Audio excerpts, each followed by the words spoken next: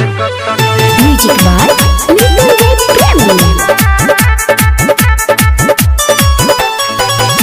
जातानी मरे छुटका पड़ी तनी दुनु बेकत के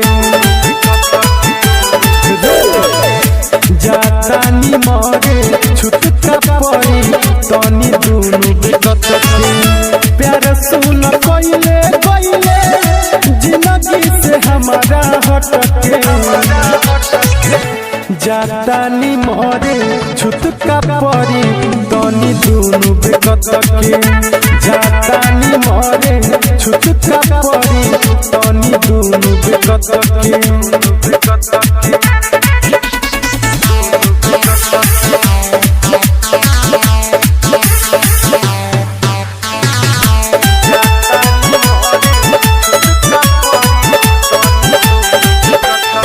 केतना गाड़ी हम सुननी रे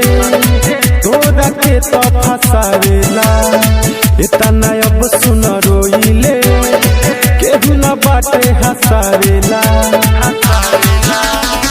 केतना गाड़ी हम सुननी रे तोरा के तो फसावेला इतना अब हम रोइले केहू न बाटे हसावेला फोटो सुन खिंचले है बारे दुनु गोड़ा दहिया में सटके जातानी मरे छुटका पड़ी तनी दुनु बेकत के जातानी मरे छुटका पड़ी तनी दुनु बेकत के का बुझल Music by Little Red Family. दीपक दीवाना ई तोरेला अपन जान गवा दी रे हमरा नियन प्यार राइट रहुल कोनो जन्म में ना दी रे दीपक दीवाना ई तोरेला अपन जान गवा दी रे हमरा नियन प्यार राइट रहुल कोनो जन्म में ना दी रे